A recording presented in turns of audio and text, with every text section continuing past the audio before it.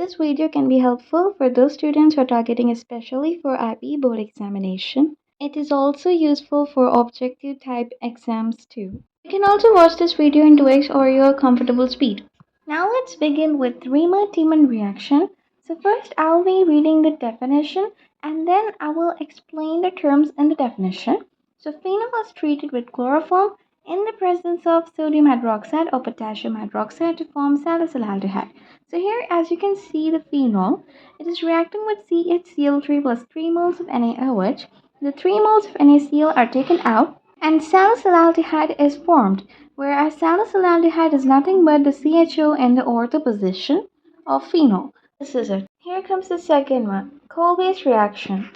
So at beginning, phenol reacts with sodium hydroxide to form sodium phenoxide. The phenol is reacting with NaOH to form sodium phenoxide. You just have to replace the H of phenol with Na to form sodium phenoxide. And this is heated with carbon dioxide to form salicylic acid or 2-hydroxybenzoic acid. So you can see this phenol is attached with a carboxylic acid group. So the functional group, it is in the second position. So it is called as salicylic acid. And this is all about coal-based reaction. Now the third reaction is carbylamine reaction or isocyanate test. First, aniline is heated with chloroform and alcoholic KOH to give phenyl isocyanate. So in this way, the aniline is converted to phenyl isocyanate. Aniline is nothing but the benzene with NH2 group. In the carbylamine reaction or isocyanate test, we have the reagents chloroform and potassium hydroxide. Whereas if you see carefully in Tiemann reaction, we have written that chloroform and NaOH, or we can also write chloroform and KOH as a reagents. So have you observed one thing? These two are the same, but they are different as per reaction. So what's the difference? So in case of carbylamine reaction, aniline is converted to isocyanate, whereas in Tiemann, phenol is converted to salicylaldehyde, and that is the difference between them. Now let's learn the fourth one. Williamson ether synthesis. Alkyl halide reacts with sodium alkoxide to form ether. For example, methyl iodide reacts with sodium ethoxide. It is ethoxide because it has 2 carbons in it. So, here if you carefully observe, the methyl iodide's iodine and the sodium ethoxide sodium are taken out as sodium iodide, and the remaining part is our required ether. So in this way we will be getting our required ether, which is nothing but methoxyethane. The methyl attached to oxygen is called methoxy, and the remaining part is our ethene. So this is how it is named as methoxyethane. So fifth is decarboxylation reaction. Sodium salt of carboxylic acid is heated with soda lime, NaOH plus CaO to form alkene. So here, RCONA plus NaOH plus CaO, commonly called as soda lime, is reacted in this form. So from RCONA, CONA is taken out and NaOH, NaO is taken as Na2CO3 or sodium carbonate. The remaining part gives out alkene, that is RH. Now look at this example. Sodium ethanoate is heated with soda lime. It is ethanoate because it has 2 carbons.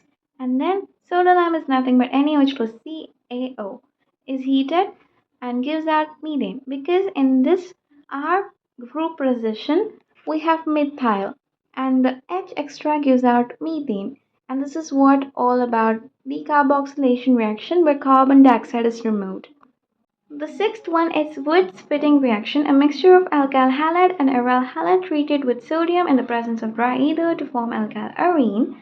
Rx plus CHX gives out RPH in the presence of sodium dry ether.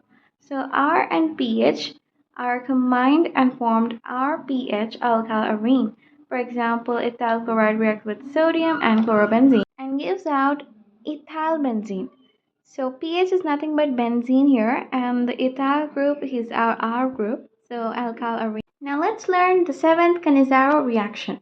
Aldehydes without having alpha hydrogen in the presence of concentrated sodium hydroxide. undergo self-oxidation and reduction to form a mixture of alcohol and salt of acid. You need to remember one thing, formaldehyde, HCHO. In the Cannizzaro reaction, we use concentrated NaOH. So first step is oxidation and the one next is reduction. So vice versa can also happen. Now, how does it happen? Let me explain it. Look at this formaldehyde, HCHO. In the case of oxidation, we will be adding ONA from NaOH. Okay?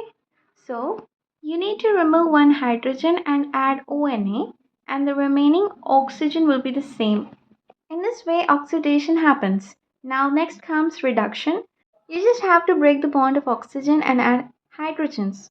So, you will be getting methanol, that is CH3OH. So, this is how self oxidation and reduction happens.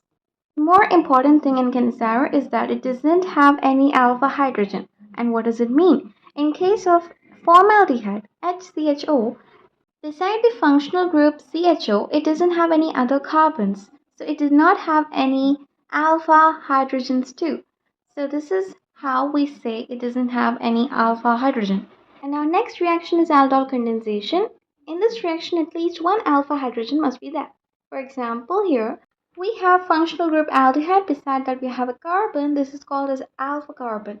And it also has three hydrogens. And these are alpha hydrogens. Now let's try to understand this reaction much deeper by reading the definition.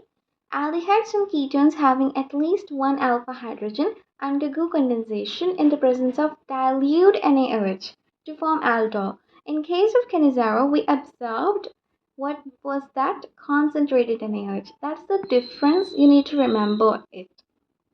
Now I will try to explain how to write this reaction easily in your board exams or IPE. Let us consider an example of CH3CHO. Write the two hydrogens outside and the remaining hydrogen below. So we'll be completing the three hydrogens. Now write the CHO. You can do it in the self-aldol also. Now remove the water H2O and write again CH3 then CH. So again CH, below hydrogen are written beside and then CHO. Now wherever you removed H2O, write the double bond. Now in the definition we have presence of dilute NaOH. Write the dilute NaOH. Now you just have to hydrolyze it by breaking the double bond and adding the hydrogen bond and the OH bond. So write CH3, CHOH and then single bond, write hydrogen H. Next CHO. So this is the way you need to write in your final IB board exam. Now let's learn about cross aldol. So what is cross aldol? The condensation of two different carbonyl compounds. One must have an alpha hydrogen in the presence of alkali is called cross aldol condensation. So one must have an alpha hydrogen. In the previous reactions we have learned what is alpha hydrogen, but in depth I will be explaining here also. So condensation of aldehydes and ketones will same or different compounds gives four products. So these are the four products. Our first reaction is a self-aldol condensation, which I've already explained and written in the aldol condensation. You can write the same reaction here also in cross aldol. You can also follow these examples and write it in your final board too. So second one is quite different. It is propanol self-aldol condensation. Write CH3, CH2 and then CHO. And now you have to write the middle carbons, two hydrogens pointing outside and the remaining part aldehyde and methyl. Now remove the water H2O and write CH3, CH2 and then CH and then put double bond where you have removed water and then write the remaining part. This is self-aldol. So to make cross-aldol reactions, I will be giving a hack for you. You just have to use these two reactions which we have written in the self-aldol. We will be converting them in cross-aldol. So write the CH3CHO from the first reaction and the second part you can see the second reaction, write it as it is. Now you just have to remove the water and place the double bond wherever you have removed the water. This is the thing you have to do in your final exam too. We will be getting CH3CHO double bond CCH3CHO. This is a cross aldol reaction and the remaining two are the self aldol. Similarly, you can write the fourth reaction. You just have to write the second reaction's first part like CH3CH2CHO and the first reaction's second part which is H2CHCHO. Now remove the water and write the product. So you have to do one thing. This is a kind of tip. Remember that first you have to write the self-aldol reactions and then write the cross-aldol. So these are the four products which we get in cross-aldol condensation. So this is a tip and tricks which we use to write it. And here comes the last reaction, diazotization. Primary amines reacts with sodium nitrate in the presence of HCl at 273 to 283 Kelvin to form diazonium salts. You can also write 0 to 5 degrees centigrade. In diazotization, aniline gets converted to benzene diazonium chloride. Here primary amines means the nitrogen attached with one single carbon, whereas in secondary amine, the nitrogen is attached with two carbons. So this is all about diazotization. The remaining reactions will be covered in the next video, that is part 2. So stay till the end. Thank you.